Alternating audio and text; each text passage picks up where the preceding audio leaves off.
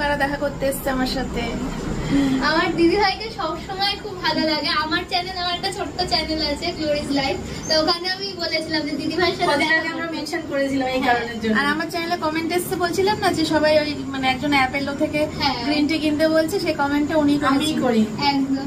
আর দিদি ভাইকে খুব ভালো লাগে। অ্যাকচুয়ালি দিদি ভাইয়ের সাথে না আমার অনেক কিছু মিল আছে, যার জন্য দিদি ভাইকে আমার খুব ভালো লাগে। আমার মেয়ের সাথে প্রচুর প্রচুর প্রচুর, আমি বললাম তো তরকাবাদ দিয়ে মোটামুটি সব মিল আছে, মানসিক মিলটা বেশি, আর যার জন্য বেশি পছন্দ। দিদি ভাইয়ের কথা, দিদি ভাইয়ের মানে সমস্ত কিছু আমার খুব ভালো লাগে।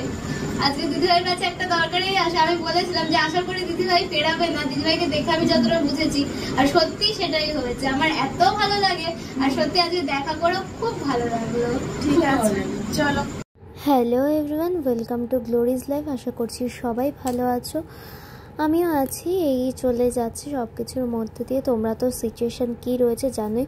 তো আজকে যাচ্ছি আমরা এইমসে দিম্মাকে নিয়ে। দিম্মা মানিকতলা থেকে আমাদের বাড়িতে এসছে। যদিও দিনটা ছিল বৃহস্পতিবার, বাট আমার ব্লগটা দিতে প্রচণ্ডই দেরি হয়ে গেল, বিভিন্ন কাজকর্মে ব্যস্ত ছিলাম সত্যি কথা বলতে। তো দেখলে মা দিম্মা পাশাপাশি বসে আমার পাশে, আর ওই যে সামনে দাদান, আর এই যে আমরা যে গাড়িতে যাই নিমেশ কাকুর গাড়িতে করেই যাচ্ছি। তো চলো যাই।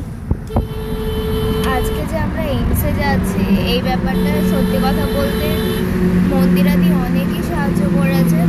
আমি বলেছিলাম আমরা একটা ব্লগে যে মন্দিরাদির বাড়িতে যাব। আমি মন্দিরাদির বাড়িতে গেছিলাম, যারা মন্দিরাদির ব্লগ দেখো তারা হয়তো দেখেছো। তো সেই ব্লগে আমি ছিলাম, এবং থাম্বনেলেও সব থেকে বড় ব্যাপার দিদি থাম্বনেলেও আমার ফটোটা দিয়েছিল, যেটা আমার খুবই ভালো লেগেছে। আর দিদি আমাকে খুবই সাহায্য করেছে, অনেক ইনফরমেশান দিয়েছে। দিদির মতো সত্যিই মানুষ হয় না, মন্দিরাদি সত্যিই খুব ভালো মানুষ। তো আমি সেদিন ব্লগ করিনি, কারণ সব কিছু না ব্লগ করার জায়গা নয়, এটা আমি মনে করি।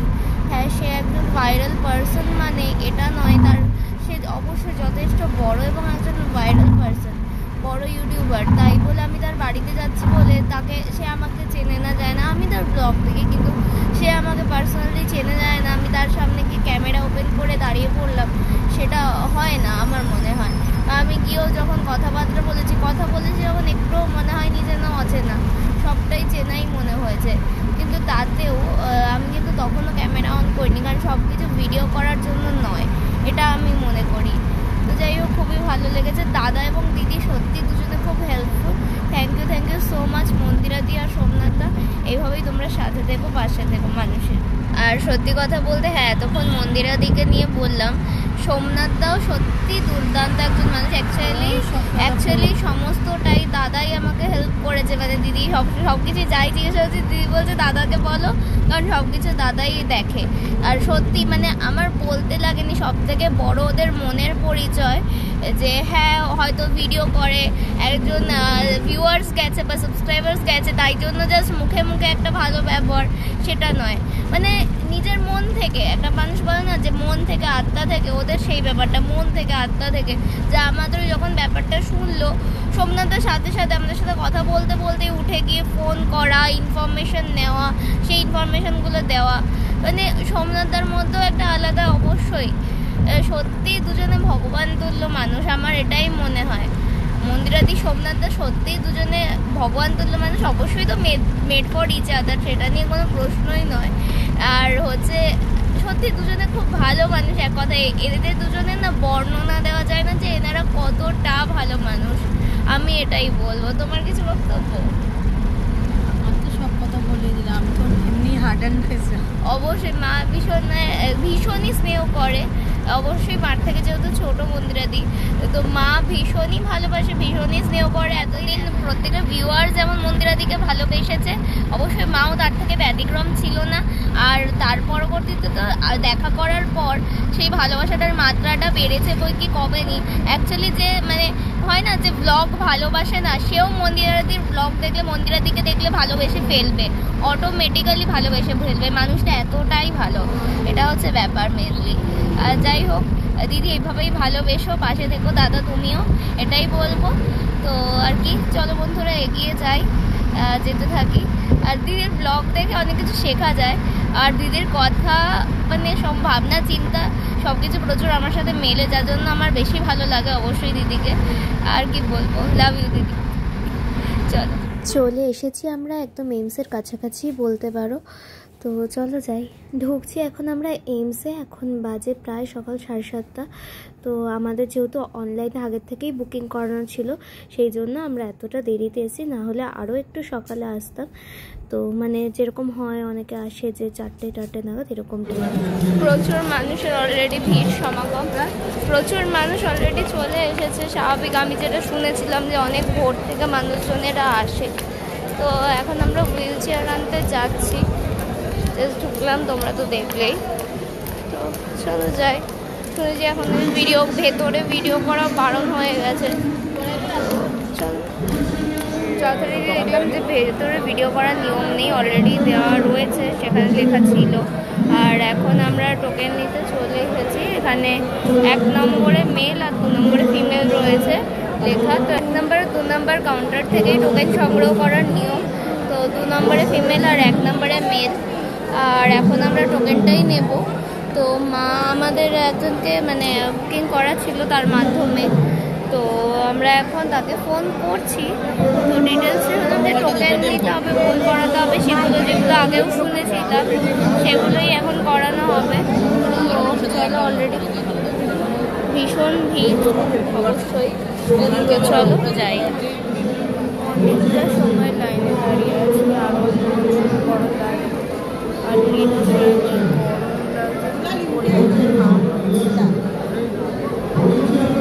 সো আমরা এই যে টোকেন পেয়ে গেছি। এখন 6 নম্বর কাউন্টারে যেতে বললো, তো 6 নম্বর কাউন্টারে লাইনে দাঁড়িয়ে আছি। এখান থেকে পেটিএম স্ক্যান করতে বললো, তো গেলে বুঝতে পারবো যে কী কী করতে হবে। অ্যাকচুয়ালি বিভৎস গরম প্রচণ্ড পরিমাণে। যাই হোক, চলো। এই যেই রয়েছে আমাদের টোকেনটা, যেহেতু আমাদের অনলাইনে বুকিং ছিল সেই কারণে লিস্টে দিমার নামটা ছিলই। এখন নিয়ে নিচ্ছি, যে একটু চা নিয়ে নিচ্ছি। আর পারছি না, খিদেও পেয়েছে বলতে গেলে। আর সকালবেলাটা চা না হলে না সত্যিই পারা যায় না জাস্ট। তো এখন চা নিয়ে নিচ্ছি, 10 টাকা করে নিল চা। তো চলো, তো এই রয়েছে এই যে আমাদের চা।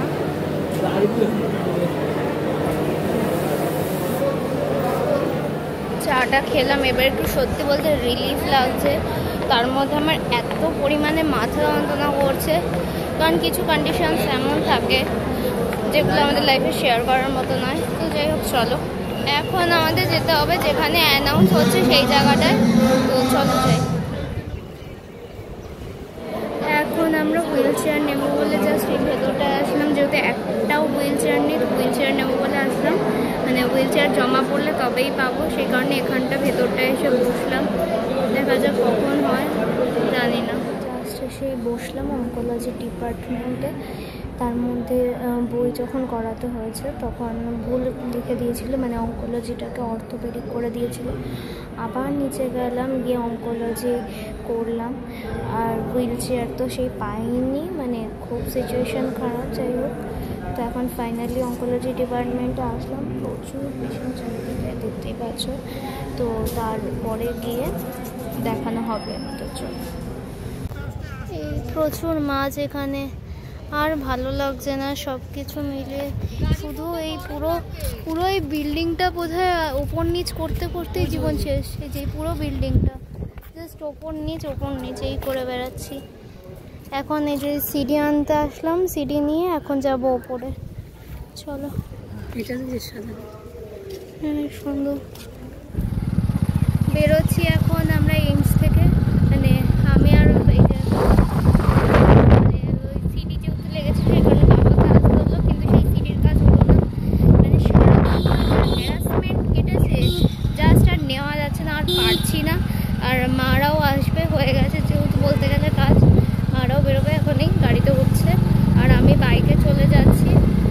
আর সারাটা দিন যেভাবে কাটলো মানে কিছু বলার নেই। জাস্ট এতটা বাজে না, একটা জল খেয়েছি, খাবার তো দূরে থাকুক। সে ঘুম থেকে উঠেই যেহেতু চলে এসেছি। তো চলো এখন বাড়ি যাই। আর কিছু বলার নেই, কিছু বলতে পারছি না, এত ইরিটেটেড সারা শরীরে ফিল হচ্ছে। চলো, সো ফাইনালি বাড়ি চলে এসেছি। আর ভালো লাগছে না, জাস্ট সারাটা দিন যা গেল মানে কি বলবো। এতটা বাজে কেটেছে, মানে ডক্টর যখন দেখাচ্ছিলাম তখন আমরা যখন ওপরে অনেকক্ষণ অলরেডি ওয়েট করে থেকে থেকে লাস্টে আমরা বললাম যে ম্যাম কখন হবে, তো 12:30 থেকে স্টার্ট। একবার আমি গিয়ে জিজ্ঞাসা করেছি, তো তখন বললো এই তো একটু পরে, জাস্ট এর পরেই হবে। পরে মনে প্রায় 1টা নাগাদ মা গিয়ে, না 1টা কি 1:30 নাগাদ মা গিয়ে জিজ্ঞাসা করেছে, তখনও বলছে জাস্ট একটু পরে, এর পরে। তো এই করতে করতে প্রায় 2:30-এর পর গিয়ে আমরা ডাক্তার দেখাতে পারি। আর যাই হোক তাই হোক, কী বলবো, তো এখনও জানি না ফাইনাল কি হবে, তো যা হবে অবশ্যই তোমাদের সাথে শেয়ার করব।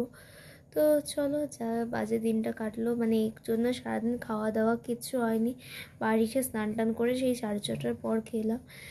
তো চলো এই ব্লগটা এই পর্যন্তই, দেখা হবে নেক্সট ব্লগে। সবাই ভালো থেকো, সুস্থ থেকো, লাভ ইউ, বাই।